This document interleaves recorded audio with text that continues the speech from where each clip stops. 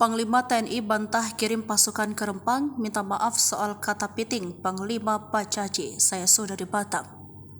Setelah diprotes karena sejumlah tokoh masyarakat termasuk Panglima suku Dayak Panglima Pacaci, Panglima TNI Yudo Margono meminta maaf, terutama soal kata piting terhadap pendemo Rempang yang disalahkan arti masyarakat, sebab kata piting menurut dia lebih aman.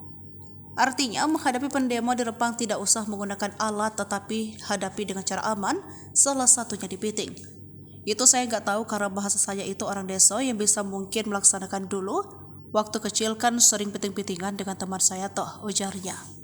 Saya pikir piting lebih aman karena memang kita TNI tak punya alat, kata Yudi dilansir dari Warta Kota Selasa 19 September 2023. Selain itu, Yuda membantah akan mengerahkan pasukan sebab tak ada perintah pengerahan pasukan sebanyak itu karena hanya perumpamaan. Tapi kalau pengertian masyarakat lain-lain pada kesempatan ini saya mohon maaf yang sebesar-besarnya, jelasnya. Seperti diketahui salah satu sosok yang paling lantang protes kata piting dan tindak aparat adalah Panglima Pacaci. Dalam video di akun Facebooknya, Panglima Pacaci SKW, Senin 18 September 2023, dia mengatakan saat ini sudah berada di Batam. Saya tiba di Batam di rumah salah satu keluarga kita di Bengkong Batam ini bersama rekan-rekan senior dan sesepuh kita, ujar Panglima Pacaci.